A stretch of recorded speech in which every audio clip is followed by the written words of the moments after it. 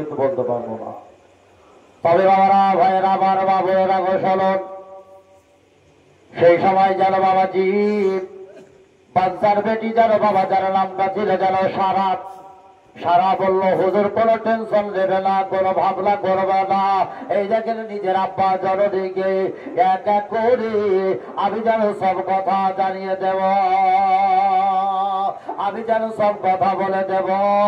ইব্রাহিম নবী বলে, ঠিক আছে, তাহলে তোমার পিছনে আমি যেন থাকবো, আর তুমি যেন আগে আগে চলে যাবে। যে কথাগুলো তোমার আব্বাকে বলার তুমি যেন বলবে, আর আমি তোমার পিছন থেকে যেন শুনবো। বলে, ঠিক আছে হুজুর। ওকে আমার স্বামী, আপনাকে কোনো কথা বলতে হবে না। এই দেখেন বাবা, স্বামী আর স্ত্রীতে দুইজন যেন বাবা কথা ফয়সালা হয়ে গেল।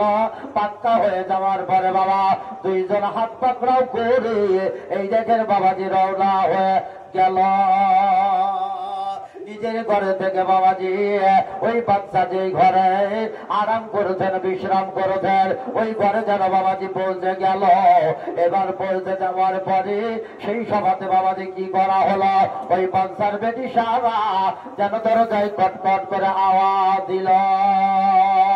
দরজায় আওয়াজ দেওয়া হলো, দরজায় আওয়াজ যেমন দেওয়া হয়েছে, বাচ্চার যেন বাবা কাচ্চা ঘুমটা এই দেখেন বাবাজি ভেঙে গেল। বাচ্চা বিশাল টেনশনে পড়ে গেল। এত সকাল সকাল যেন কে আমার বাড়িতে, কে যেন আমার দরজায় যেন আওয়াজ দিল।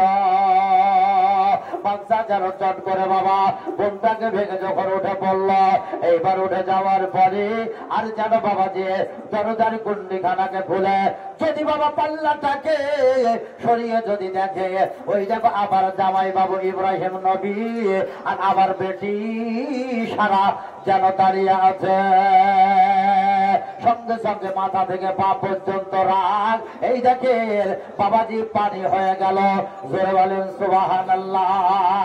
আল্লাহর রাসূল জনাবে মুহাম্মদুর রাসূলুল্লাহ সাল্লাল্লাহু তাআলা সাল্লাম বলেন, ও মুসলমান রে, তোমার জন্য হচ্ছে রাগ করা হারাম এবং হিংসা করা হচ্ছে তোমার জন্য হারাম। ও মুসলমান, যেই হিংসাকে বাবা বলার মালা করে যেন বাবা আমরা ঘুরতে থাকি, গলার মালার মতো করে বাবা বেটি ছেলেরা যেমন এক ভরি দেড় ভরি মালা গলায় করে ঘুরে সোনার মালাকে পরে বেড়ায়, কিছু কিছু মানুষ বাবাজি দেখা যায় ওই হিংসাকে সর্বসময় যেন গলায় মালার মতো করে নিয়ে বেড়ায়, পকেটে লাই বাবা গলাতে করে গলায় করে নিয়ে বেড়ায়। যখনই বাবাজি এন্টিপাটি বইটা যায় তখনই দেখা যায় যে বাবাজি এই দেখেন সমস্ত যেন রাগগুলো গলা থেকে যেন সব খুলে ফেলে দেয়।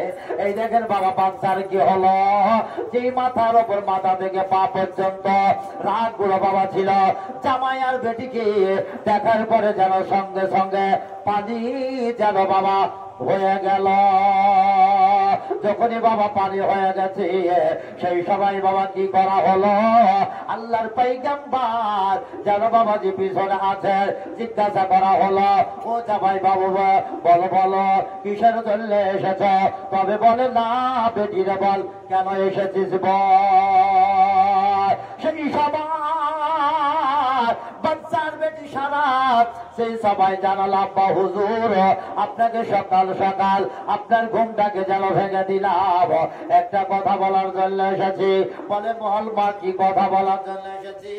এমন কি কথা বলবি রে মা, বল বল কি কথা জানাবি বল। বলে, আব্বা গো, মনে দুঃখ দিবে না, আমার স্বামী যেন আজকে রাত্রিবেলায় স্বপ্ন দেখেছে, যারা আল্লাহর নবী হয়, যারা রাসূল হয়, যারা পয়গম্বর হয়, তাদেরকে আল্লাহ যেই স্বপ্নটা দেখান সেটা হচ্ছে সত্য।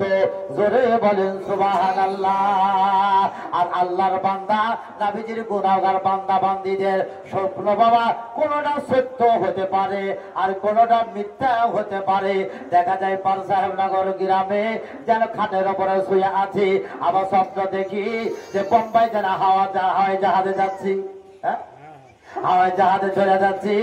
দেখা যায় চট করে ঘুম ভাঙে গেল, খাটের উপরে শুয়ে আছি। অনেক বাচ্চারা রাত্রিবেলায় স্বপ্ন দেখে বাবা, মনে মনে চিন্তা করে যে হা বাইরে পেচ্ছাপ করছি, বাইরে পেচ্ছাপ করছি। দেখা যায় বিছানা ভিজে যখন বাবা, তখন দেখা যায় যা ঘুম ভাঙার পরে দেখায় প্যান্ট ভিজে গেছে।